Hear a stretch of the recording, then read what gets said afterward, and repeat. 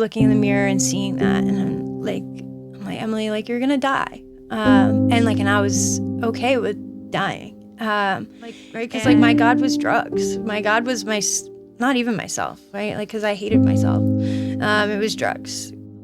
I hit a woman head on. I flipped her car 4 times. Staying sober does not mean that I'm a healthy, happy human being. Through a spiritual experience that keeps me like happy, joyous, and free. For me, that experience is through Jesus Christ.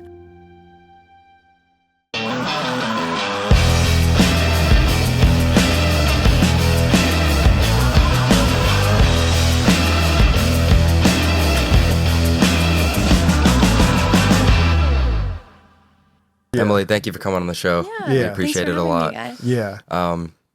So you are a major advocate for the 12-step program. I am. Correct? Yes. It's amazing. You are a strong woman in faith with a really inspirational story, and I haven't even gotten the chance to talk to you that long. If you could, I just want to really start it from the beginning. Yeah. Not kind of like beginning of your life, but in a sense. Yeah. In a sense, yeah. Yeah, so I grew up in a family that was in 12-step recovery. So my parents have been sober for longer than I've been alive. So I also grew up attending church, and it was as a kid, right? Like, it was just a place where like I had to leave my like CD player in the car, and so like I like resented going there because like player that brings back memories. Yeah. So right, like I can't. I haven't heard that in a minute. Yeah. So I can't do what I want in church, and I have to sit and I have to listen, and right, like as a rebellious kid, and I just, I didn't want to do it.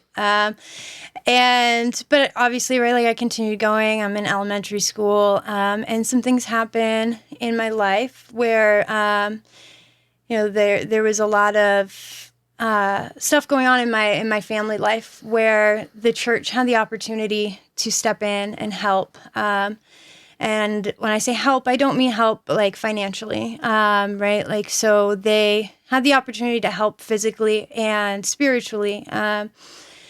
And they did not intervene. They actually requested that we stopped attending to their church. Right, so they could have helped in a lot of ways, and that as a young kid, like looking for a rescuer, looking for help, and like not receiving it from the church, really put a bad taste in my mouth. And from there on, right, like I ran with that rebellion. I ran away very far from God. And yeah, so like today, like I'd like to share with you guys, like where running from God can take you. And it's not anywhere good. So yeah, like as a kid, after that happened, I sought, I became I was really codependent as a child, and like not to the right people, right? Like we're like children are codependent on their parents. And with what I just shared, right? Like that was not my experience. And I became codependent on people, other friends, other kids. And whether it was like I was the dependent or I was the savior, right? Like as a young kid, I was always trying to save people. I was always trying to help them, but like in an unhealthy way. And to the wrong people, right? That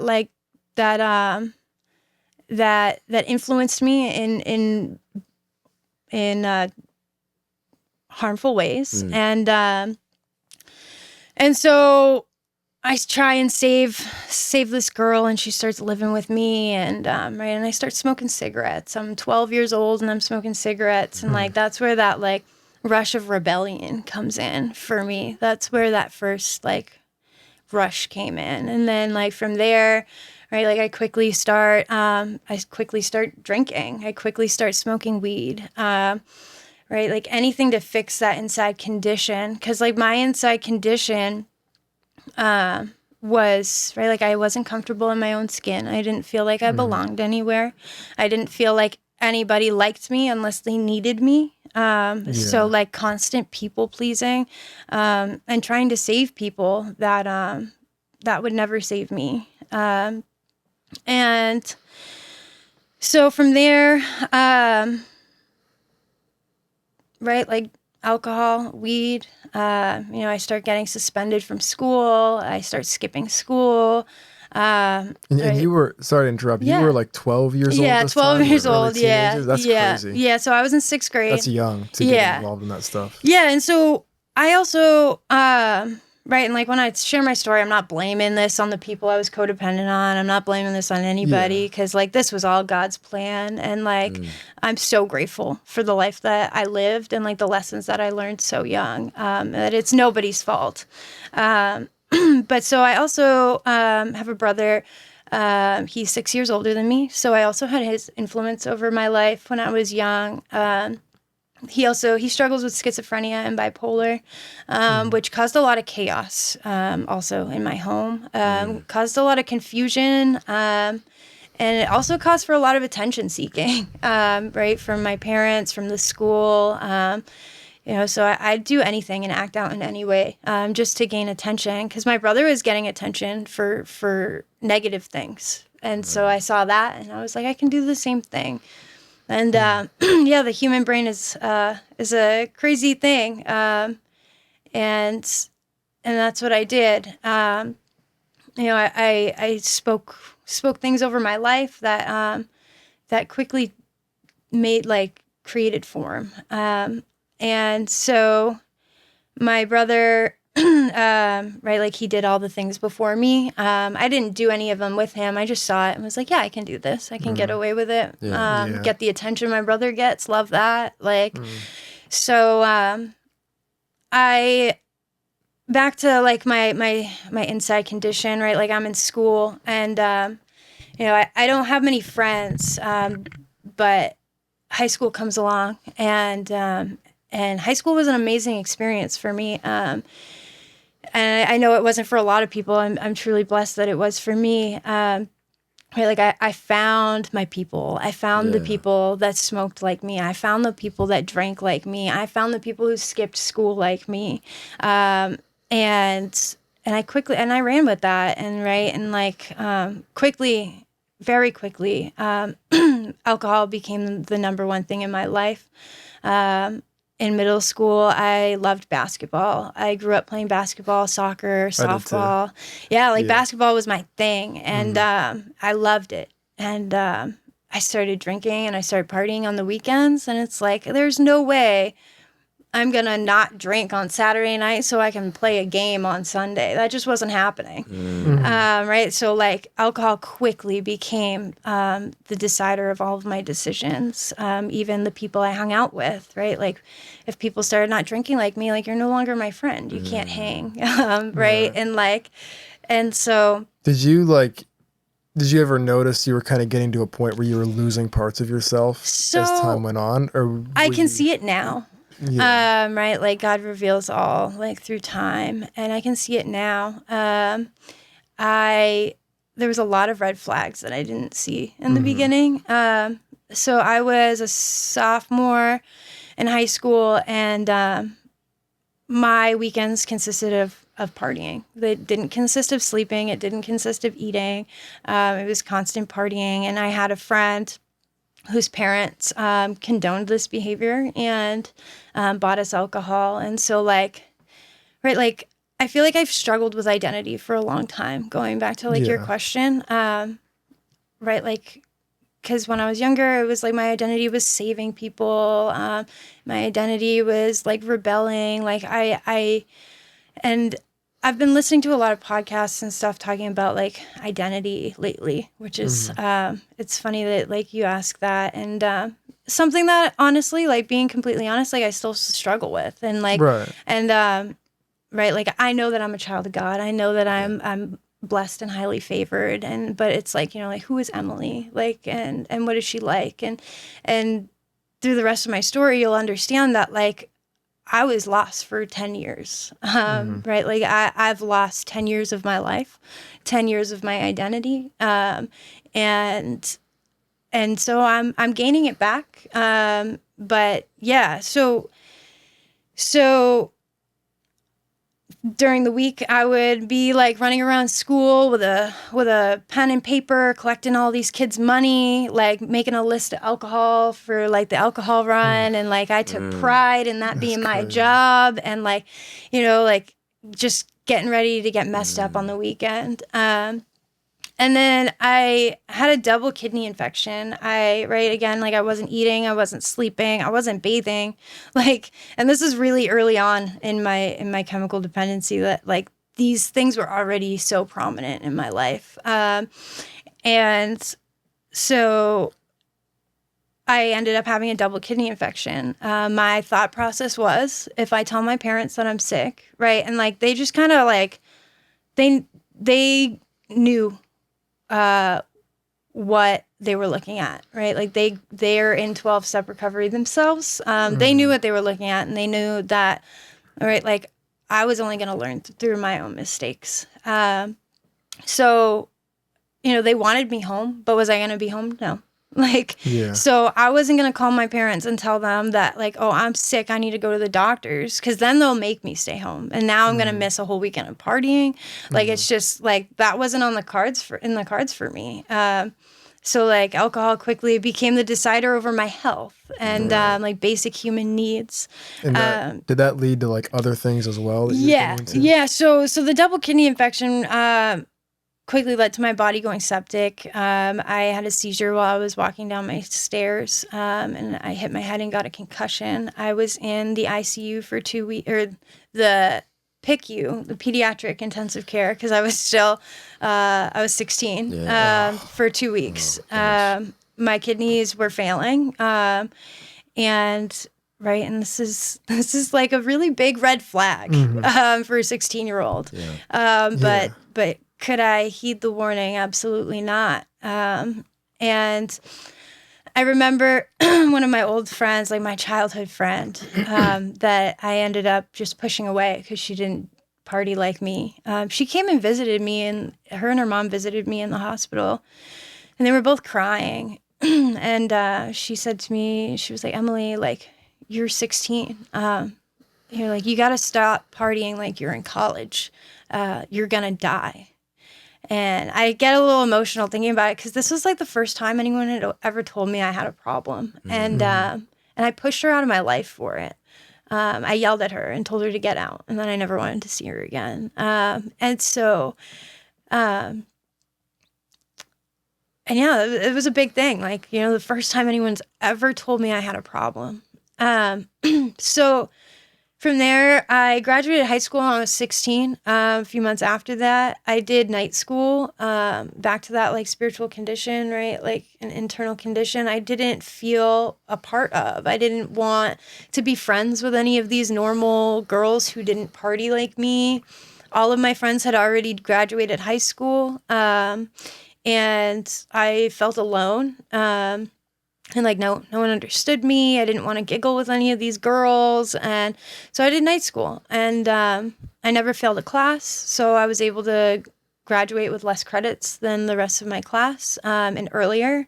So I was 16, and I went right into the workforce. I worked for Subway, loved making sandwiches. I love the food industry. And so I quickly go into the work field, and with the food industry comes, unfortunately, and comes with a lot of people are into doing drugs, right, to stay up and fast. Like the music industry. Yes, yeah. Like the restaurant industry is definitely hard to stay sober in. Pastor Ken, when Pastor Ken was on, he said something similar. He was, I don't know if you heard about what he was doing before. He was cutting microscope slides. It was a factory. Yeah. And he came on the podcast and he talked about, because it was a night shift. Yeah. So they'd have their shift from 3 a.m. to 10 a.m. or something like that. Yeah. He said a lot of times, because it's such an unnatural routine for your body to be on, people started doing speed, they started doing coke, and it was all kinds of stuff like that, just so they could keep functioning. Right. And the funny thing is right, like, we think that we're functioning, but we're really not. and like everybody else can see it around you. And you think that you're going faster, you think that you're being more efficient, but like, you know, it's very clear to everybody around you. Right. So you got into yes, other stuff aside yeah, from alcohol. yep. So I so where that came from, right? Like, it started with I had this boyfriend, right, and like my story has a lot of codependency, a lot of physical abusive like relationships, and so the first one I had this boyfriend, and like every relationship I had was very codependent. I didn't have a higher power. I didn't have somebody to go to with my problems. I didn't have like a healer, a way maker, right? Like, and so I found that in guys, and you know, they always failed me, right? Like, people will always fail you at the end of the day. And this one guy, he we got messed up together. And it quickly became abusive, like physically abusive and mentally. And he sold weed. And so that's where I was like introduced to like selling weed. And then eventually like 4 years into the relationship, I was sick, and my mom had came over after I got home from the hospital, and he like hadn't gotten my antibiotics from the pharmacy yet. And my mom was like, "Why haven't you done that?" And right, and so like again, like I moved out of my home when I was 17. So like I always wanted to be independent, but like codependent on somebody else other than my parents. Yeah. And so I moved out when I was 17 with him.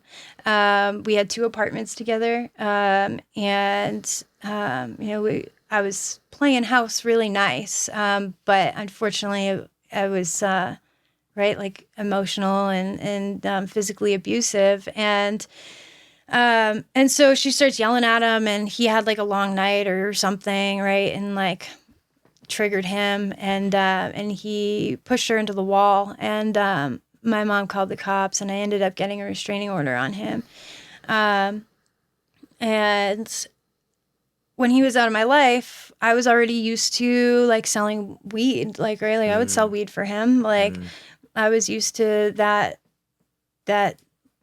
outlook on life of being a drug dealer. And so, right, like I quickly, through our breakup, like people found out that he was physically abusive, and people became right, and I played a part in that. Like I character assassinated him, and I ended up getting all of his customers, and I ended up getting his weed connections, and they would front me like 5 to 6 pounds of weed a week, and I took all of his customers, and I was living nice doing that. And I lived in the restaurant industry, or I worked in the restaurant industry, and that quickly came to right, like my coworkers, like, "Oh, well, do you have any Coke?" Like, because right, like it's the weekend, like I buy weed from you. Can you get me Coke? And it's like, of course I can. Like, yeah, I can make that work. I can figure that out. I can make money off of this. And that quickly became the reason why I did anything, was to make money. Like, right, like you're not in my house, and I'm not answering you on my phone if I'm not making money off of you. And it was a tiring and like soulless way to live. And not to cut you off here, I know, you know, in part of my life, you know, I was smoking a bunch too. And I knew a few guys that were selling. And I know that it's like very high stress, very, you know, you're always looking out your back, you know, what's going to happen. Was that for you? Could that have been like some of the reasons why some other things started to happen? Because you're all this stress, like for sure. Yeah. Right. Like, because I'm stressed, and like, right, like alcohol and drugs for me, like, were never the problem. They were the solution to the problem. And through like the work of 12-step work, and through like a relationship with Jesus, I've come to find that like that problem was always me. And so I used drugs and alcohol to resolve the problem of myself. I very high strung. Like every time my phone would go off, like it was almost like a traumatic like trigger. Like I'll hear someone's phone go off still, like to this day, and like it'll be like that same ringtone that I had, and I'm like, ugh, like. Was it because of the dealing? Like yeah, you were concerned something went wrong. Yeah, and well, yeah, and just the constant. It was constant, right? Like it was very high stress. Yeah. And then, and you talk about, right, like the people like watching behind your back. And so as I started selling more things, right, like coke's a different animal than weed. Yeah, of course. You deal with a little bit different people, sometimes the same people. And I'll get into the other stuff soon. But so, that invited more threat into my life. I had a lot of people living in my house, and they were older men that were old friends of my ex, but had stayed with me because, right, like they saw what was right and they saw what was wrong, and they chose to stay living with me. And like I had them as like bodyguards. And as my addiction progressed, right, like I'm not sleeping. I have no courtesy for others. I have people at the house at all hours of the night, at all decimals, and things are going missing of theirs. And like it has nothing to do with me, but like, you know, it's my house, so you can't tell me who I can't have in my own house and all this stuff. Yeah. And they all leave me, and so like here I am, right? Like I'm a 20-year-old girl selling drugs. In an empty 4-bedroom apartment. And that caught the eyes of a lot of people, that wanted to harm me. Right. Like I wasn't out here being an angel either. But at this point in time, I was just, right. Like I wasn't trying to hurt anybody at this point in time. I was just trying to make money and like feed my own habits. And so, one day I get a knock on my door, and all of my roommates had just moved out. The last one moved out 2 days before this happened. I got a knock on my door, and it's these 2 kids in ski masks, and they put a gun to my head, and they push me down on the ground, and they start going through all my stuff, and they punch my one remaining roommate in the face, and they start going through my room, and you know, and they're like being physical with me. And I think back about this and like, right, like, thank God it happened the way that it did. 'Cause like, you know, that could have gone a lot worse. Yeah. That could have gone a lot worse. Like nobody was hurt. And they got what they wanted and they left. And that definitely wasn't the only situation. There's a lot of other situations where like guns and knives were like put to my head and my neck, and right, and like this is all my own doing. Like, right, like God didn't put me in these positions. But like, you know, like, but he works all things for good. And like, you know, I was put in these positions so that like, right, like I can share my story and show what the glory of God and like what a relationship with Jesus can do for you in your life. So all that was like going on, and then like COVID happened, and I had this new boyfriend, and we started cooking the coke, and I quickly became a crack addict. And then I lost everything. I lost my apartment. I stopped paying rent. Like, you know, like you're not going to keep your apartment if you don't pay rent. But like, I was so hurt that I got evicted, and like, right, like that's the insanity of where, like drugs and alcohol can take your mind. So I move out, I move into his mom's, and my disease, progresses. And so, eventually, right, like fast forward, like I thought of myself as a kingpin, like, right? Like I had everything that everybody wanted, and I was making money and feeding my own habit. I had a home, and I like housed people, right? Like I felt like I had it all. And I quickly fell. And very quickly. And then I became the person doing someone's dishes for a hit of crack. Like homeless by choice, right? Like my parents were always there, but I was never there. I didn't want to be there. From an early age, I didn't want to. It was that just like rebellion. Do you think, sorry to cut you off. Do you think there was an element of shame in it? Where for sure. There may have been times where you wanted to come home, but you felt like you just couldn't face them. Yeah, especially because, right, like they've been in 12-step recovery my whole life. And like if anyone was going to see through it, it was going to be them. And I didn't want to stop. Right? Like I didn't want to stop. By the time I didn't want to stop. I remember like towards the end of, right, like, and this is just crack, at this point in my life. I just remember like looking in the mirror and, like I had a hole right here. Like when you lose body fat, like all of your body fat is gone. Like there's a hole, like my chest was like concaved. Right, like I was no longer getting my periods because I had no body fat. Like I was dying. And I was so okay with it, and it was crazy. Like I remember looking in the mirror and seeing that, and I'm like Emily, like you're gonna die. And I was okay with dying. And I would be like, you know what, like I'll take a hit to that, and just like take another hit of crack to the fact that I was dying. And this is like at like age 21. And then, you know, a few years passed living like that. And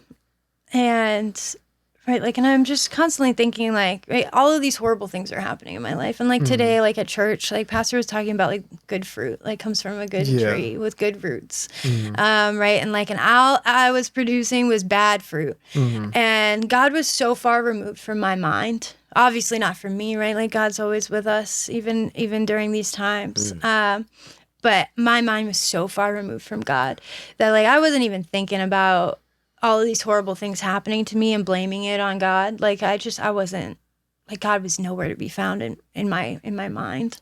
And like, right. Cause like my God was drugs. My God was not even myself. Right. Like, cause I hated myself. It was drugs. And that's what ruled my world.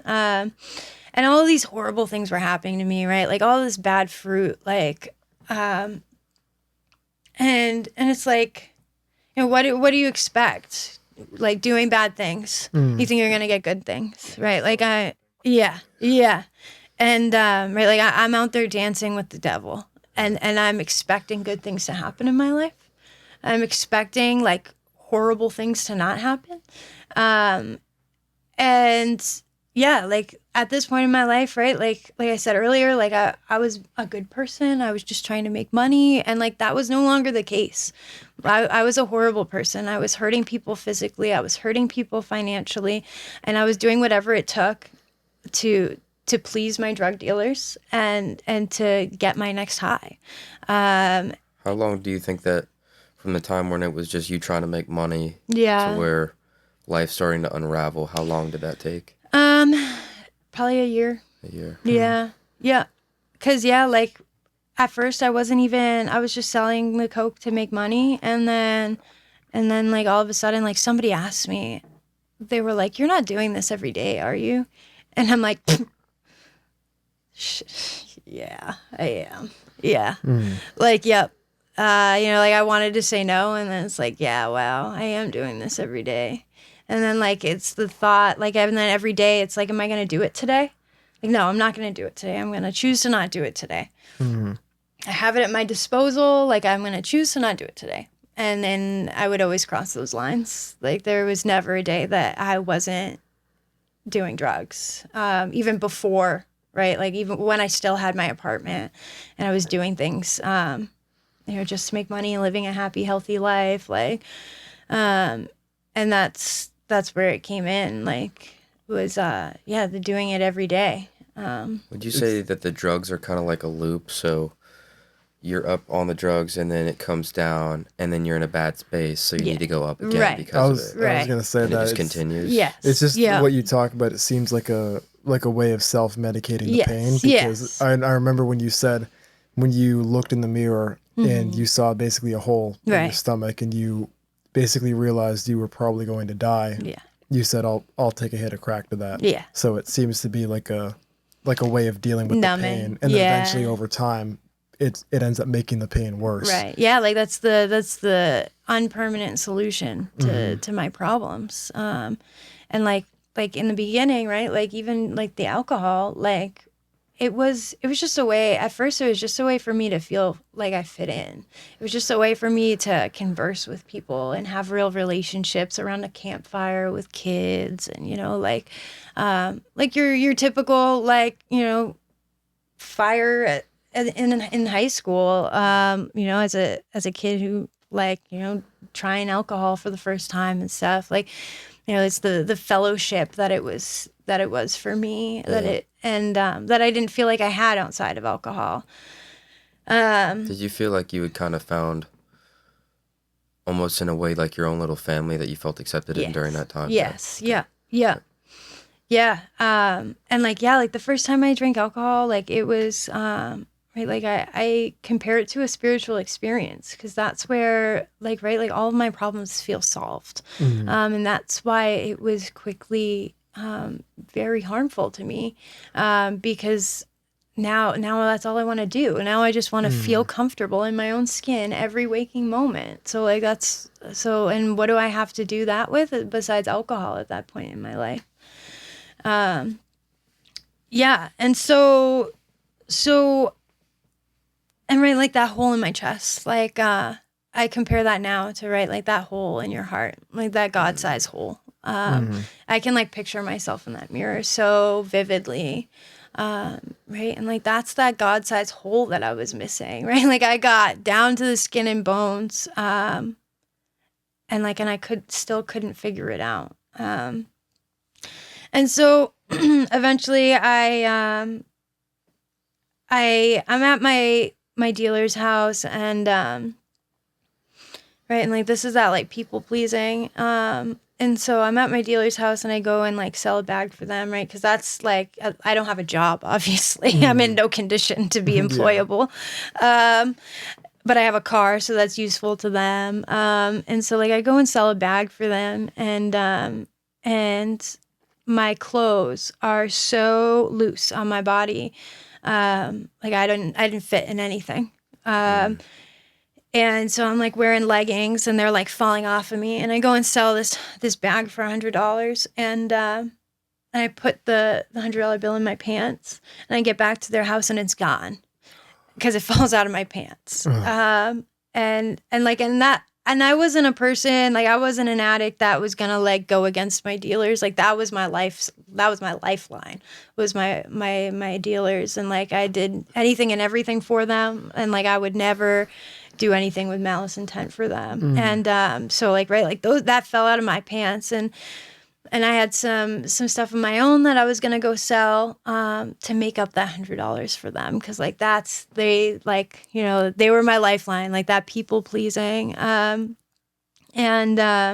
So I go get in my car. Haven't slept for 5 days. I don't have any more drugs besides what I'm going to sell, and I fall asleep at the wheel. I hit a woman head on. I flip her car 4 times. So before this, right, let me backtrack. Well, I won't leave you hanging on the edge. So nobody was hurt. Praise God. But let me backtrack. I had gotten rear-ended probably like a month before this happened. And it was not my fault. I got rear-ended. The guy was going 50 miles an hour and completely like crushed my car. And I went to the hospital, and the wait for the hospital was way too long. And I needed to go get more crack. So I left the hospital. I had just gotten hit at 50 miles an hour. Oh. And like, I don't care about my well-being, right? Like I do not care. I leave the hospital and I go get more crack. And then I get an insurance payout of $32,000. I ended up buying a car for $13,000. I got no insurance on it. The $13,000 that I spent on that car was the rest of the $32,000 I had left, because I spent the rest of it on crack. What is that? $16,000? 19, I think. 19, yeah, on crack over a month span. And that's crazy. And so, right, like I'm driving around this car with no insurance on it, though I just got a huge payout, right? Like I should probably have insurance on it. I hadn't slept in 5 days, and I hit this woman head on. I fall asleep and flip her car. I hit her so hard that the wheel of her car, like the whole axle, came off of her car and was like down the road. And I remember hitting the tree afterwards. Like I didn't even wake up when I hit her car. I woke up when I hit the tree. And all the smoke and like the first thing that comes to my mind is like, Emily, like what did you do now? Right? Because like everything was always going wrong in my life. And like, and in some areas I was able to see that it was my fault. And so I was like, yeah, like Emily, like what did you do now? And I open my eyes and I look over and I see the car and it's upside down and the horns are blaring. And like the emergency horns in the car that I hit. And like the first thing in my head, like, is to run. And like the life that I was living, like that's all I did was run. Like, right. Like it started from running from God. Like then like, right. Like now I'm running from people that I'm scared of. I'm running from myself. I'm running from the police. And like, that's all I was used to doing was running. And like, mind you, right. Like I grew up in like a nice home, like, right. Like I grew up on a cul-de-sac in Londonderry. Like I had everything that I ever needed. And I find myself, right, like living in trap houses in Manchester. Like, it's like the addiction can take anybody anywhere if you allow it to. Yeah, especially Manchester. Yeah. Yes. Yeah. And so first thing in my head is to run. And like that's who I am. Right. Like I have no consideration for other people in their lives. And something made me not run, right? And like, and I believe that was like, as unfortunate as it was, could have been a lot more unfortunate. Nobody was hurt, but like, that was like a divine intervention for me from God. Right. Like, so the 12 steps of recovery, like the first step is to admit that I'm powerless over whatever it is, and that my life had become unmanageable. And that was like my first step experience there, is that like, yeah, like my life is unmanageable and I'm putting other people's lives in harm's way. And so I could run up to the car, right? And right, like that's not me, like that was God. And I check on this woman, and right, and she's sitting on her sunroof because her car's upside down. She has no idea what just hit her. I don't even know how fast I was going, right? Because I was asleep. There were bystanders that told me like how many times I flipped her car, right? And there's like a lot of shame that like comes with this experience. But like, through Jesus, like I can live on and like use this to help other people. But and she was okay. She was okay. She was untouched, completely untouched, and she didn't even go to the hospital. She was totally fine. Wow. Yeah. And so, right, like that's like, but for the grace of God, dude. But for the grace of the God, yeah. When you say it 4 times, I'm like, oh, she's done. Yeah. And head-on collision, that's a lot of times those are fatal for both people involved. Yeah. Right. Yeah, that was God. Yeah. Oh, yeah. no. I like, right, like that experience, like I owe all to God. Like, cause and I'm thinking too, right? Like, so I did go to the hospital. I did end up going to the hospital, but that's because of the condition I was in. They saw me, I'm like shaking. I can't sit still, right? Like I haven't slept in 5 days. I'm on drugs. Like I'm your typical homeless person on drugs on the side of the street, but in a car that she just crashed. And so I go to the hospital and I'm in the ambulance and I'm like just thanking God. And right, like, and I had just like shared that like God was so far away from my train of thought. But obviously he was all over my life. And I'm like thanking God that I didn't kill that woman. And like, and it quickly becomes dark, right? And it's like, if I killed that woman, like I wouldn't have even, the condition that I was in, right? Like I wouldn't have even made it to the hospital to be arrested for like manslaughter and stuff like that, like without like trying to take my own life. Like thinking about like what I would have done, like how I would go on taking a woman's life due to my own negligence. And right, and like, but there's the cross for that. And so after that, right, like that woman lives, and I end up going to rehab, and so I no longer have a car, but before I go to rehab, I'm still getting high. I am still getting high. After that happens, I'm still getting high, and I'm Ubering to Manchester, and like living at my parents' house at this point. And yeah, and then eventually I end up going. I end up going to rehab, and that's where, you know, like I am introduced to a solution. Like I grew up around the 12 steps, but I never internalized them and thought that they could help me. But that's where I found that like they could help me. And the solution to what I was going through was in a higher power. And what exactly are the 12 steps? Yeah, so the 12 steps originate from the Oxford group, which is a Christian group for people who struggle with drinking. And so they were created by Bill Wilson, and he created them, I believe, through the Holy Spirit. Right. So there's they're very divinely written. And they also go hand in hand with the Bible. The 12 steps are taken out of the Bible. I can read through them. I do have like a list of them. And so the 12 steps of recovery can work for a lot of different things, whether it's drugs or alcohol, food addictions, sexual addictions, work addictions, a lot of different things where, right, like we just need to invite God into our lives and give him control to our lives and to what we do. And so the 12 steps, right, step 1, so we admitted we were powerless over our dependencies and that our lives had become unmanageable. Step 2 is came to believe that a power greater than ourselves could restore us to sanity, right? Because like the life I lived was insane due to my own insanity.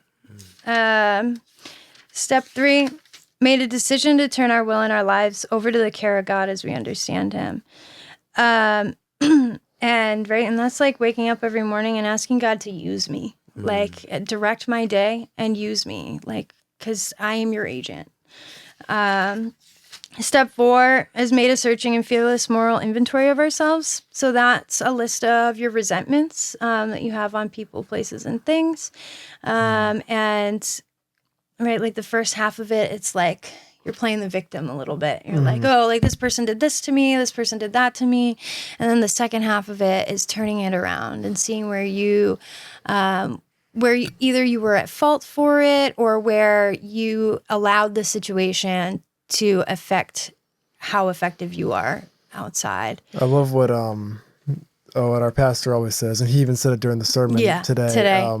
Unforgiveness is the acid that destroys only the vessel that holds it. Exactly. So that's like this is where you get forgiveness from, is that fourth step, because you get to see your part in some of the stuff, and also you think about and make the realization of where you've done the same thing to others, and it really gives that forgiveness a better chance of entering your heart. So then step 5, admitted to God, to ourselves, and to another human being the exact nature of our wrongs. So a lot of people will do this with priests or pastors, or just a trusted person, which is where you read your fourth step, which is what we were just talking about. Did you ever reconnect with that girl that spoke to you for the first time? So I have the chance to. So as of right now, I'm 19 months sober, and I have the chance to. I'm currently on step 9, which is making amends to the people I've harmed, and so I have intentions on doing that.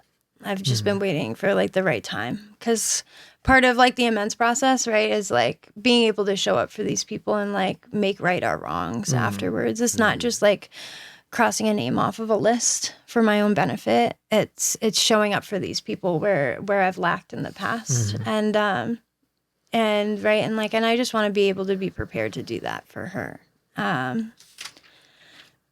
But yeah, so step 6, we're entirely ready to have God remove all these character defects. So through the fourth step, you learn your character defects and your character assets, which you learn through the fourth step. And then 7 is humbly asked him to remove our shortcomings, which is asking God to remove our character defects. What puts me in, asking him to put me in a better position to help others by removing my character defects. Step 8 is made a list of people we've harmed. Step 9 is making the amends. Step 10 is continue to take personal inventory, and when we were wrong, promptly admitted it. So that's constantly like constant thought throughout my day of where like my character defects crop up. And quickly turning to God and asking him to remove these character defects so that I can continue to be of use before it becomes a resentment, before it becomes a problem. And then 11, sought through prayer and meditation to improve our conscious contact with God, praying only for his knowledge of his will for us and the power to carry that out. And then step 12 is having a spiritual awakening. As a result of these steps, we tried to carry this message to others and to practice these principles in all of our affairs. So that's what the 12 steps are. And right, and it's a way someone has put it to me is like, think of your body as like a PVC pipe. And like all these years that I've lived of darkness and dirt, right, is like clogging up this PVC pipe. Like I am clogging up this PVC pipe, and at the top of it, it's God. And like if I don't remove myself, there's no way I can be an open channel for God. And these 12 steps is what clears that PVC pipe, that gets me closer to God, clears out the character defects of me, so that I can be more of use to God and to others. And so that was introduced to me at that rehab. And I was open to the idea of a power greater than myself. Still no thought of Jesus quite yet. And I was just going to ask, the book that you're reading, what book is that again? So this is called Serenity. It's a companion for 12-step recovery. There's no author, but it's just called Serenity. Okay. It's published by Nelson. I also have a Bible called Life Recovery Bible, and through our church, we're going to be starting a life recovery group where it's not just drugs or alcohol that we're recovering from, right? Like it's sin, it's envy, it's right, which is sin. It's anything that separates us from Christ, that these 12 steps can help you with. I was just asking because we could put a link to some of these things in the description. Because I'm sure there are some people watching this that may have so a Life Recovery has a lot of other like resources. They have workbooks. They have the Life Recovery Bible. They have Life Recovery like daily devotionals and stories and testimonies. It's a beautiful thing. So I was open to the idea of a power greater than myself. Didn't think about Jesus quite yet. I found a new boyfriend in rehab, which I was told never works well. I was gonna be the statistic. This was gonna work out. Time goes by and we move up to Belmont, which like there's nothing up there. Neither of us have licenses or cars. I've had the chance to get my license back since that accident at this point. But my life depended around this man. This man was my higher power, at this point in my life. And I just didn't care. I didn't care to get my license back. I don't know why. I wasn't worried about it. And, so we move up to Belmont, which is insane because none of us have licenses. And then, and I stopped going to the 12-step fellowship. I stop everything. But so my birthday comes around and he's like, hey, like, what do you want for your birthday? And my response is, and so, right, like I'm like 10, 11 months sober at this point, and my response is like, oh, like I want to go to the bar, I want to get drunk, and I want to smoke crack. Like that's what I want for my birthday, right? Because like I'm not living a spiritual life. I'm 11 months sober, but I'm not living in a spiritual solution. So there's still a hole there. Yeah, big hole that I'm still filling, right? Like with men, and I think it's a good testament to the fact that a lot of people kind of have a misunderstanding about recovery. They think it's sort of a linear process, and it's with everything. It's even with finances, and even in sports. I mean, any endeavor is something you're trying to get better at, or a bad habit you're trying to wean yourself off of. There's always going to be times where you fall back into it. Now I think a lot of people see that and they're like, well, I tried to recover, I tried to get out of it. And then it's like, well, I just, it's never going to work. So I think it's an important testament that it's not always a clean linear process. It's not. And and there's a lot of resources, right? And it's like, it's about open-mindedness and willingness to use those resources. And also to accept the spiritual way of life that is the solution to recovery. Staying sober does not mean I'm recovered. Staying sober does not mean that I'm a healthy, happy human being. It's the recovery through a spiritual experience that keeps me happy, joyous, and free. And for me, that experience is through Jesus Christ. And so I'm living up there, and it quickly turns, my mind quickly turns back to drugs and alcohol. Because there's something in my mind that makes me think that one day I'll be able to drink like other people, right? Because when I was working at the restaurant, when I was working at the restaurant, right, all of these people would be just drinking so casually, and they wouldn't even finish their drinks, right? And this is another example of where drugs and alcohol take me, right? I'm on coke, serving tables, moving a mile a minute, and these people aren't even finishing their drinks. And I would take one thing that brought me up, but then I would need something to level me out. And so I'm up on coke, serving these tables, clearing these tables, and I would go behind the server station and start drinking these people's unfinished drinks. That's where my brain takes me. And and I will never be able to drink like other people. And and the reason for that is because once I drink, I have no control over the amount that I take. And if I stop, I can't stay stopped without God. And so living up there, I quickly start doing drugs again. They don't have the drug of choice, which is crack for me up there. And so I resort to meth and heroin, which are like lines that I like put in the lines that I put in the sand from before. Like I would never do heroin, I would never do meth, and I did it, and my life up there quickly became very very oppressive, very mentally and spiritually abusive. Though this time it wasn't physical, and it was more of a mental and spiritual abuse.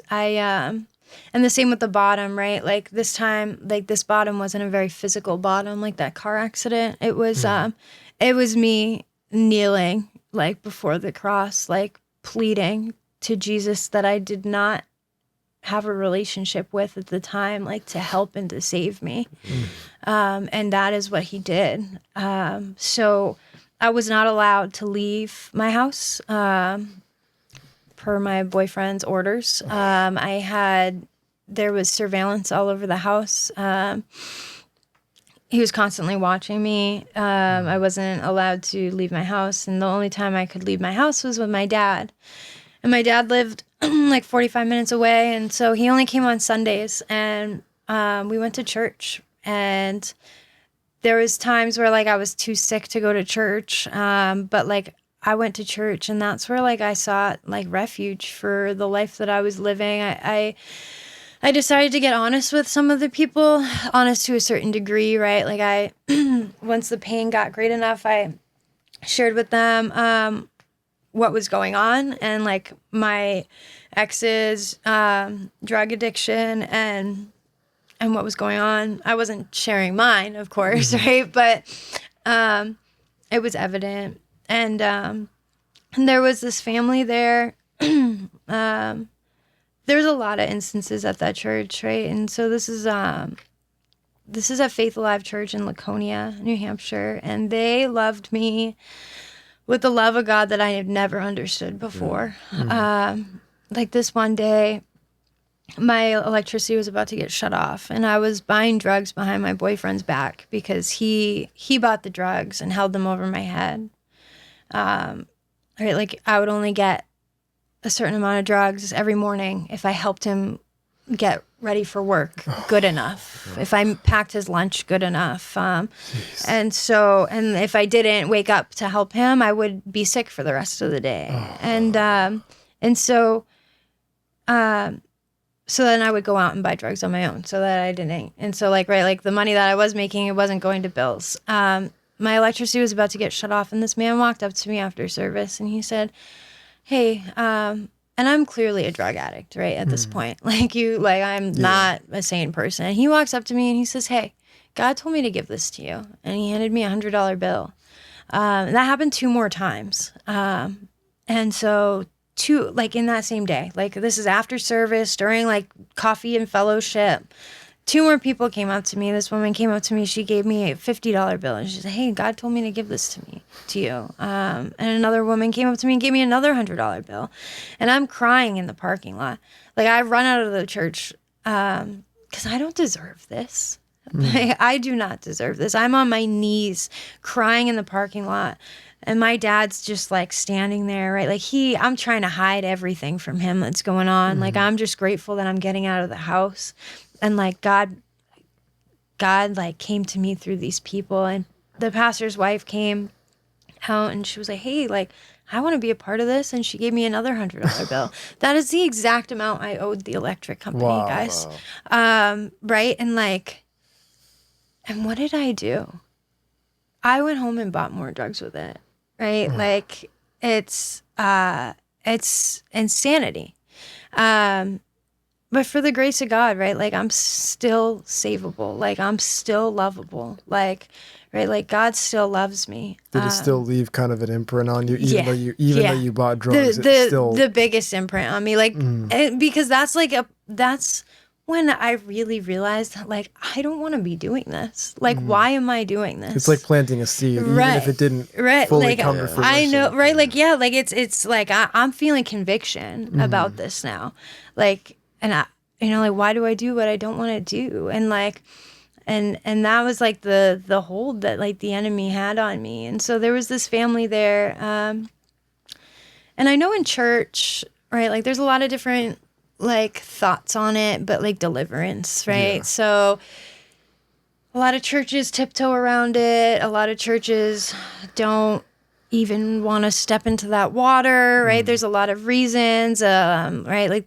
Like in Luke, Luke, I forget what it is, but in Luke it says that like, right, like without godly counsel after deliverance from an unclean spirit, that like the spirit can come back sevenfold.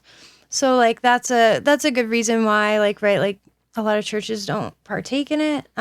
It's also like a scary, off-putting thing to some people. Yeah, especially when someone's manifesting a demon, and it freaks a lot of people out. Right, yeah. And so there was this family who had been spoken to about doing this before. And so they saw me one day, and I had a really bad night the night before with my ex, and I was crying, and like this day was like when like I really like, even before like they delivered me, right, like this, that song by like Elevation Worship, and it's like, I sought the Lord and he heard me and he answered. And this was after the whole like electric bill and everything happened. Like I had already been getting like breadcrumbs of evidence that like Jesus loves me and he's here to save me. And but like, right, like I need to pick up the shovel. And so the song plays, and this is like the first time I had ever like felt a song like in worship, and I'm like bawling my eyes out, and this family approaches me, and they ask me if they can help me and give me deliverance, and like they said that they could like see it all over me, they could feel it all over me, and so they all put their hands on me, and I was like, anything, dude, like give me anything, like, right. And for like new believers, like some of those things could be scary and weird, right? Like I'm so glad that and grateful that I met Jesus where I met him, that I met him at like the end of myself, right? Like I was open-minded and willing to accept any type of help, and any type of instruction and leadership, right? Like if it meant that like I would be saved. And so these people, they laid hands on me, and they did a prayer of deliverance over me for about a half an hour. And nothing crazy happened, right? Like I wasn't like, nothing like manifested, like in a crazy way, like the movies and stuff like that. Like I wasn't walking backwards and upside down, but, or like this heat came over my body, and I got really like nauseous, and I started, like shaking. And I ended up, I didn't fall to the ground, but like my knees got weak, and I sat down, and I felt it. And right. And again, like back to that shovel, like God can get me out of this hole, but I need to pick up the shovel. And again, I go home, and like, I'm very convicted, but like I'm getting high, and right, like somebody can deliver me from those demons, but like, am I inviting them back in? And I didn't really know better, and I wasn't being truthful and honest with the church either for them to help me. But you know, I kept going to church, and I kept worshiping, and I kept taking instruction and leadership from the people at that church. And eventually I got the courage to leave. Really, that's really what it was. It was the courage to leave. It was the courage to stop the drugs, to leave him, and to go home and to get sober. Like that's what that meant, was of leaving him. And I just didn't want to get sober, until I did, until like Jesus came into my heart and changed who I was. And he continues to do that on a daily basis for me. So I come home, the church, my dad calls the pastor, and he's like, Emily's ready to come home. And and like, are you guys available to help? And it's the pastor's wife's birthday, and it's the pastor's wife's birthday, and the pastor and half of the church show up to my house and help me pack up my stuff. Meanwhile, right, I'm still on drugs. I am nodding out in my bed, screaming at my mom, and the church is in my house packing up my stuff and putting it in U-Hauls that they paid for. 3 days later, I come back to the man. I move back in, and I come back to church, like, full of shame, and they're just like, it's okay, you just weren't ready. And they continue to love me until I'm ready. And then one day I leave for good. I get a restraining order through the help of the church. There was a woman there that worked for a women's refuge nonprofit, and they helped me get the restraining order.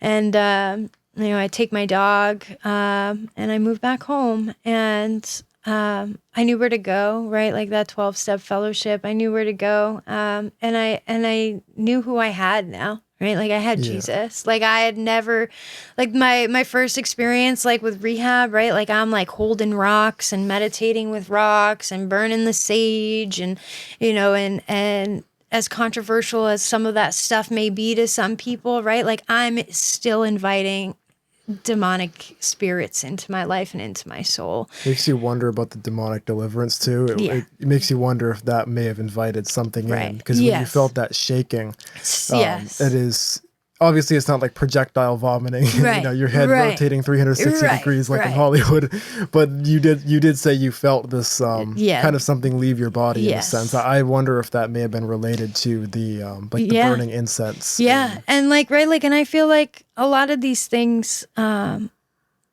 feel like a lot of these things have to do with demonic influence. Like my whole entire story does, right? Like, but God's all over it. Right. I am dancing with the devil, like for 10 years of my life. There's demonic forces all over my life. There was, right? And then I was covered in the blood of Jesus. And so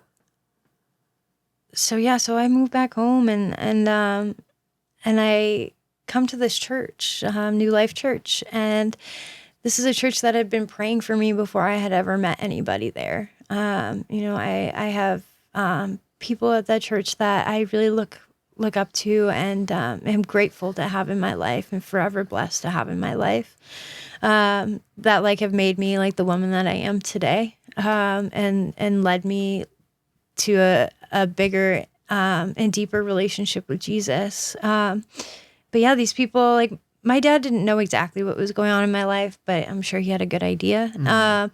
And he would relay that to some of the people at that church, his church in Raymond. And so, I moved back, and, and I get involved at this church. And there's a family at the church, right? So I get my license back. I start doing all these things, because I start coming to realization that I'm an agent of God. Like I'm here to help other people. Like it is no longer about myself. And so I start doing the next right thing. And that's what it was about for me, was doing the next right thing. And what is God's will for me? What is God's will for me today? Right. And asking him for the courage to carry that out. And so I get my license back. I do all that stuff to get my license back. It's a lot of work after a DUI to get your license back.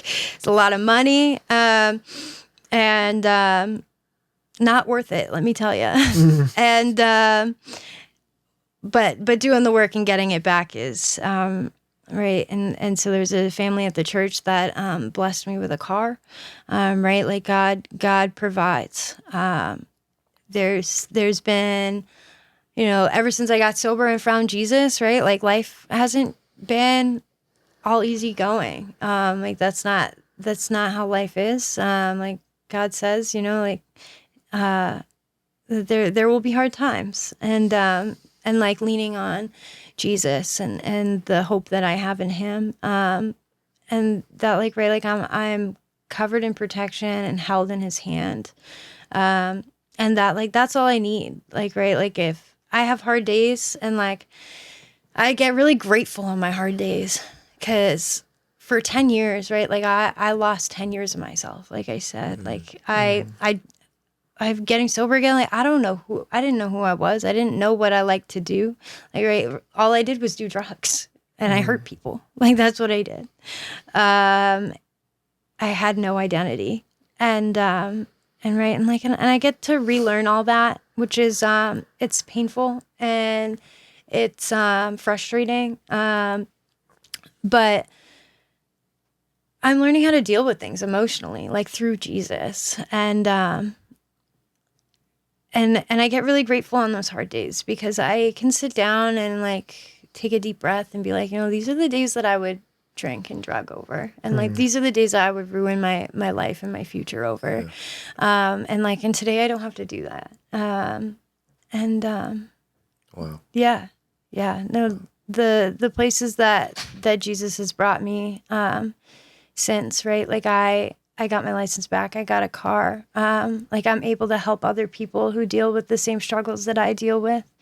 I'm a part of a young people fellowship where, like I do nonprofit work, and service, get outside of myself and help the next person who struggles what I struggle with. Right. Like I'm an agent of God. I am now a registered behavioral technician, which is an ABA therapy, which is applied behavioral analysis therapy for children with autism. I do in-home care. So, right, like 19 months ago, I worked at Walmart selling phones and I was smoking heroin in the bathroom.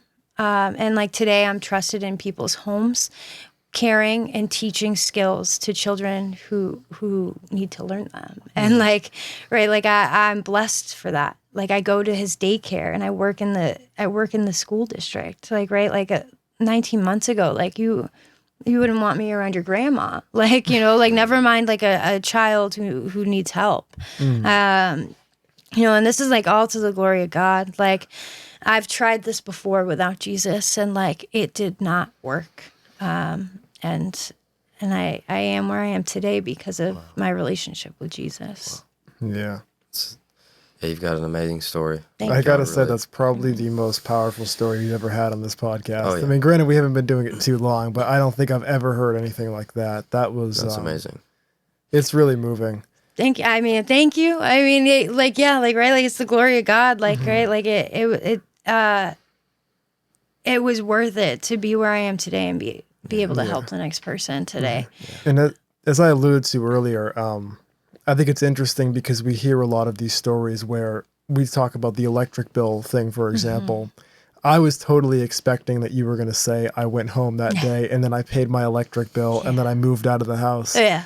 And that's obviously not what happened. No. And it seems like that same exact situation repeated itself. The soul is willing, but the flesh is weak. But it made a difference. Right. Yeah. It made a difference. And that's the thing that, like, no matter, even though you went back to that lifestyle, it's like God just kept chasing you down no matter what. Yeah. And you're never going to outrun God. No, never that. Never. So and I think if you do, man, it just brings more glory to him where he pulls you out of. And you're 19 months sober now. I couldn't imagine what you're going to be doing 10 years from now. Yeah. Yeah. I mean, right. Like God willing, like, I want to go to school, right? Like I haven't been in school since I was 16. I want to go to school to like further my education and the work that I do. It's just the next steps, the doing the next right thing and praying and asking God if that's what he wants for me and just figuring out what God's will is for me. It's great because like at the end of the day, that's my realest struggle is like figuring out what God's will is for me. Like everything else is temporary. Yeah. Wow. We do have some questions that I think you would be perfect to answer. Yeah. The whole party life, you can look at people going to college. It's kind of accepted. It's kind of like the normal thing to do. Or even before that, high school as well. High school, it's easy to get into that. I play hockey, so like the guys have partying after the games. It's on the outside, it's like it's fun to see, but what do you think that the biggest lie about all the hype around that could be? Yeah. So, right, like for me, like my experience is that like I did that stuff so that I could feel accepted. I did that stuff so that I could be a cooler person, because I didn't feel good enough. Right. So like, you are good enough. Like, you don't have to alter your state of mind, to be likable. Right. And like, and that if the people around you, would rather you, like, right, because there's a lot of kids too that like when I was partying, like, right, like they loved being like the goofy person, like there's people that like people would be like, oh, like you're better when you're drunk, like, right, like you're funner when you're drunk, like, all right, like those aren't your real friends. And right, and like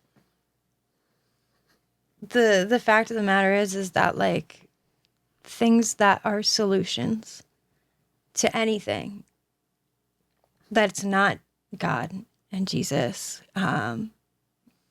will ultimately take you down. Right, like college, right? Like what, like I never went to college, right? Like, and I looked forward to it as a kid. I like when I was a freshman in high school, like I took those language classes because like, right, like they count when it comes to college. Like that was in my mind, believe it or not, when I was a freshman. And then you realize how useless it is. Like I took like I took like 6 years of Spanish and I still can't speak Spanish. I can't, right? Like I also took a lot of years of Spanish for the time I was in school, and like I can't speak any Spanish. And I didn't go to college, right? Because my intentions quickly became to constantly be messed up. Yeah. So like, right, like if you're in college, and there's a lot of people around you, like partying, like, right, like what do their grades look like? Like, right, like what does their attendance look like? And then like think back on like, what is your intention of being in college right now? Like, is your intention to get messed up and meet girls or guys? Like otherwise, like if it is, like, okay, you'll learn your lesson. You're wasting a lot of money on learning a really harmful lesson. Yeah, student loans, no right. joke. Yeah, but like, okay, go learn your lesson. You know, but if that's not your intention and that's where you find yourself, and the people that you find yourself being around, right? Like ask yourself, what is your intention? Your intention is to be there and to like better your future, to get an education, to get good grades, get a good job so that you can feed your future family and have a future ahead of you. Because like, as I see it, and again, like, right, like I never went to college because this stuff took a hold of me a lot sooner than that. You have two ways to go in college. Like there's two, you can get kicked out because of your partying, or you can graduate and have a bright future. Like that, though, those are the two pathways I see. And so it's like, what pathway are you going to choose? You know, and if you're struggling with, if you've chosen one, you want a brighter future, but you can't seem to shake the other path, right? Like ask for help. And rely on God. Yeah.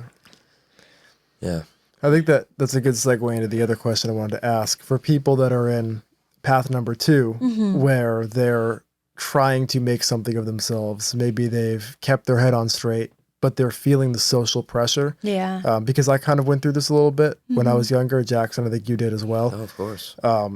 People that are not necessarily party animals, and they are genuinely, like the person you described, trying to chart their course and trying to build their future, but they see their friends that are going to parties, they see them getting messed up on every Friday night, and it seems like a lot of fun to them, and they feel like they're missing out, and they feel like they're not really living their lives. FOMO's real. So what would your advice be to somebody who's maybe watching this and they're feeling that pressure of the FOMO, and how would you help them kind of work through that? Yeah. So, right, like God's got you where he wants you, right? Like I go through FOMO now and it's a lot different. Right. Like it's a lot different than that, but like, right? Like, I'm where God wants me to be. And ask yourself, are you where God wants you to be? In order for that to be the solution to your FOMO, right? Like, God, like, Jesus is the answer to all of these problems. It's just like figuring out where and how to have him help you, and being willing. So like, if you find yourself, right, like, it's I think a lot of it's like, right, like temptation. Like, it's the temptation of having fun. It's the temptation of like people pleasing and being liked. That self-image, right? Like, ask God, like, right, like, who are you? Like, right, like, because you're not who God wants you to be when you're drunk. You're not gonna help anybody drunk. And like, right, like, you're a Christian. What is your life mission? Right? Like, because it's definitely not getting drunk and having fun with people, right? Like, I wouldn't say stop hanging out with these kids, right? Like, because as a Christian, right, like, our life mission is to introduce and point these people to Jesus. And so, but first, right, like, we need to make sure our own house is in order, and like, ask Jesus to help you, like, realize your identity and your mission here on earth, right? Like, we're agents of God. We're agents of Christ. And we're here to point people towards him, and to bigger the kingdom of heaven. So like, don't push these people away. And definitely don't act high and mighty once you figure this out. Right? Like, it's loving these people and setting an example. It's not shoving, right? Like, yes, like, sharing the gospel is great. That's what we're here to do, but it's definitely not shoving it down people's throat and condemning them for their actions. It's leading by example and showing the fruits of the Spirit. And you know, I deal with that a lot in the secular 12-step recovery group that I'm in, right? Like, it's a God of your own understanding that we do this work through, right? And like, my understanding is Jesus Christ, and like, I choose to not shove that down people's throats, but I choose to lead by example, and my fruits will be shown, and through that, people will be curious. I really love what you said before, how you obviously had a negative experience with church. It seems to be kind of what you were describing, how it was kind of people Bible thumping you and you know, hitting you over the head with the book. Whereas when you came back, it was people that were offering to help you, that were extending the hand. Just pure love. Right. That I had never felt before in my life. Like, I really, like, right, like, I had a great family. Right, like, I shared that there was some hard times. You know, they're great people, and I love my parents. Forever grateful for my parents and the things that they've put up with me for, and the fact that they're still here to help me rebuild my life today is a blessing. But yeah, like, I lived good, and like, you know, church was there, but yeah, it's like, it's the walking, like, leading by example, right? Like, that's what was like lacking in my early life. I think that there's something that a lot of people face, and I'm seeing that since I've been in New England a lot more actually than in the South for whatever reason.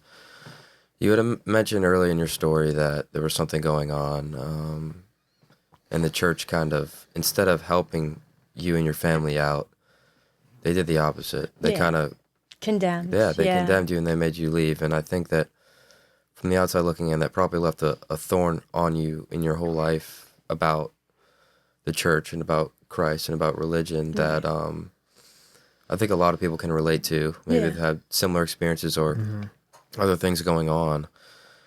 What would you say to those people that have had wounds, but maybe have a notion that that's everywhere? Right. Yeah. So I deal with that a lot with the people in my everyday life. And right, like the biggest thing is, again, like not pushing things on people, right? Like I can't change God. I can't change people's hearts. Like only God can. Like nobody changed my heart. Only God changed my heart.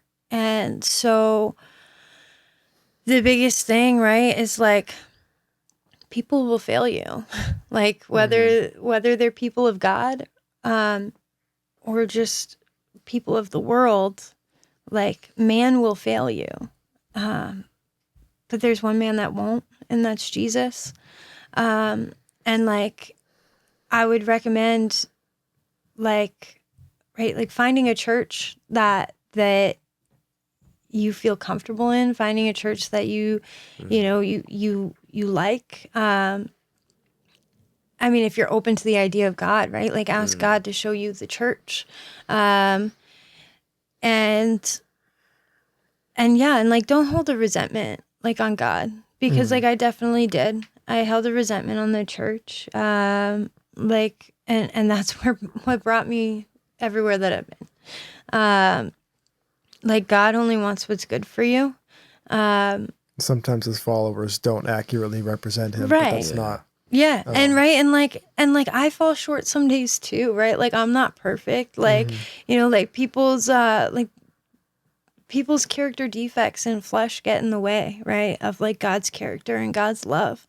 And that's because we're all sinners. Like, like we all fall short of the glory of God. And it's just waking up each day and asking God to help you be more like Christ a little better today. And like, right. And so like, I don't blame that church. I actually got baptized at that church when I got sober. Right, like it's resentment and unforgiveness can cause a very bitter heart, and right, and like asking God for help forgive these places and people, because right, like I don't know, like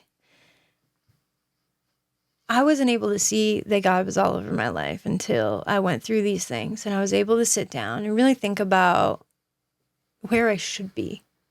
Like, right, like I don't deserve any of the things that I have today. I don't deserve the life that I live today. It's all for the glory of God that I get this, and that I get to live like this each day. Because, yeah, like if I got what I deserved, I wouldn't be here.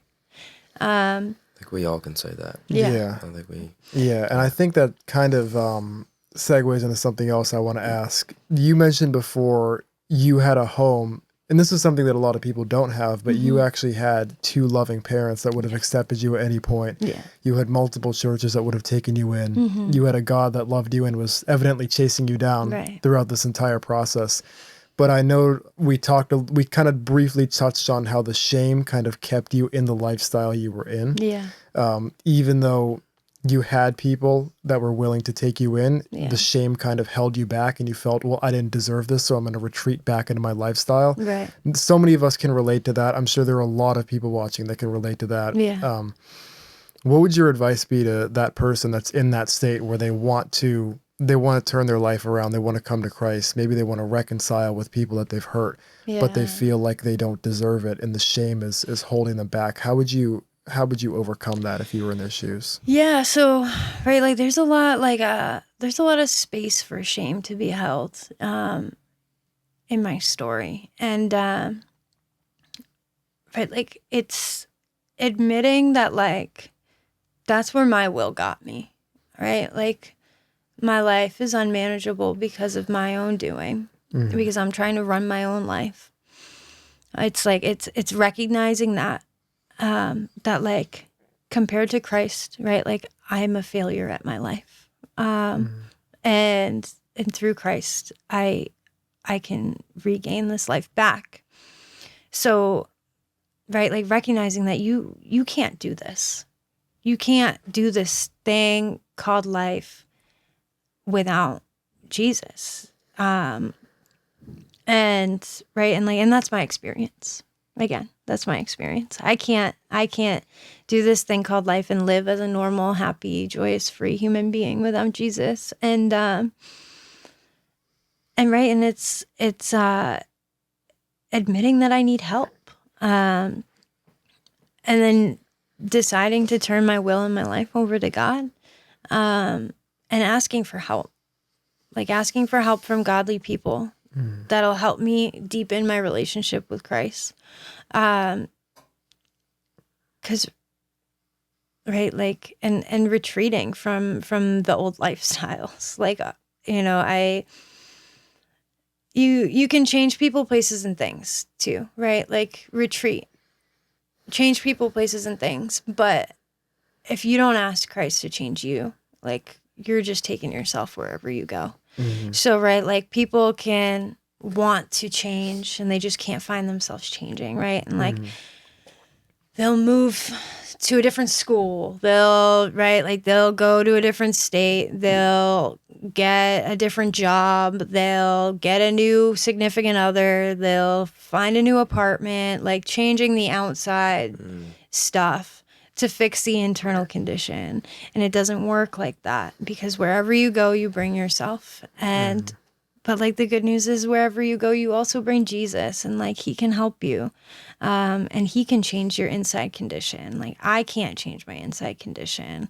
And right. And like, and asking for help from godly people to help you understand that. And obviously, right, like, getting into the word, like, I find a lot of excuses to not read the Bible, right? Like, oh, it's late, I need to wake up for work. And it's like, well, we've all been there. Right. Like, what's 10, 15 minutes like gonna do? Like, like, and like, preferably, right? Like, I'd prefer to read more. But like, right, like, the spirit is willing and the flesh is weak. But it's, picking up your cross and deepening your relationship with Christ. Like, that's what's going to save you. Yeah. It's not anything that you're going to do that's going to save you from turning down a bad path. It's your relationship with Christ that will save you. That's an amazing answer. Yeah. Thank you so much. Yeah. We have this thing that we give everyone on the show to sign. Oh, cool. Yeah. It's getting there. Yeah. Yeah. There you go. Thank you. You got to press in a little bit on it. Okay. Yeah, it's a little finicky sometimes. Yeah. I'll just go. You just sign anywhere. Yeah. Cool. When we had Pastor Ken sign it, he said, "Can I cross Mike's name out?" That's funny. Thank you so much. Yeah, of course. Thanks for having me, guys. Yeah, we have one last question that we ask everybody that comes on the show. You're an amazing person with an amazing story, and you're already doing amazing things, and God is taking you from something and use it for total good, and it's a wonderful depiction of that. And how do you think that people really find a true purpose in this world? Yeah. So, I definitely want to send you guys, or like, one of the links that we were talking about, right, is A Purpose-Driven Life by Greg Warren. I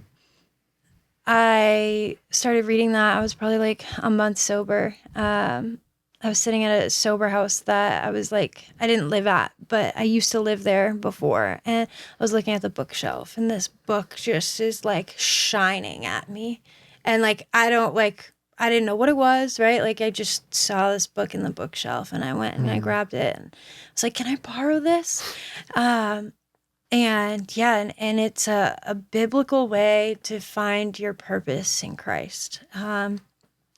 And find a purpose and a trajectory of your life, right? And it's like figuring out what you like to do, right? And like figuring out like what makes you happy, like thinking back about the things that you were always good at as a kid, right? Like, it's similar to like ministry, right? Like, trying to figure out like, what is your ministry going to be? Like, right? Like, a lot of it is prayer, like, right? Like, God, like, reveal to me your purpose for my life. There's this really cool thing that the Oxford group used to do, and it's called two-way prayer. And so there's like a whole pamphlet on it, and I can send you a link to it too, because it's really cool. And it's right, like praying, meditating, taking a deep breath, remembering like the fundamental like faithfulness and character of God, and writing him a letter, asking him questions, just writing him a letter, and then taking another deep breath and asking God and the Holy Spirit to come and write through your pen. And then he answers you, and like, right. And then you like cross-check that with the Bible. You cross-check those answers. You write anything and everything that comes down to your head. You cross-check those answers with the Bible. You bring it to a godly counsel, another person who knows Jesus, and you ask them, and right. And like, that's how, like, that sometimes that's how God speaks to me. And, it's, for me, like, I was always really good with children with special needs, even when I was a child. And it's something that I remember being told that I was always really good at. And one day I guess I applied to this place on Indeed, like while I'm in the middle of reading this book. And I don't remember applying to this place on Indeed, but they like reached out to me, and it was for a behavioral technician for ABA services, and they were willing to train me from the ground up. And like, and I don't even remember applying for this job. Like, right, like I'm used to the restaurant industry. I thrive in high stress food like environments. Yeah, and God just kind of put it in my lap, man. Like, being open and available to receiving God's answer when you ask him. Because, right, like, it's not about what I want to do. It's about what God wants me to do. Yeah. So. Thank you so much. Awesome. Yeah. That was an amazing answer. Yeah. Wow. Yeah. It was a really powerful story. Thank you, guys. I really think that's going to help a lot of people, especially in that situation. Yeah. So if anybody watching, right, like, can relate to any of the feelings, or like is scared that, worried that, they can't turn from one way and go down the other, right? Like, there are resources out there. There are people that want to help you. There are people that want to hear you and care about you. Right? Like, God has bigger plans for your life. And I don't know if like they can reach out to you guys and get you in contact, but right, like, there's help. So definitely reach out. So. Yeah. We'll put our Instagram. We have an Instagram, TikTok, Facebook page. We have DMs open. So if anybody is watching where you're dealing with these types of issues, feel free to just send us a message, and we'll be able to connect you with a resource that can help. Absolutely. Awesome. Thank you, guys. Yeah, I really appreciate you coming on the show. Yeah, thank you. Awesome. Thank you.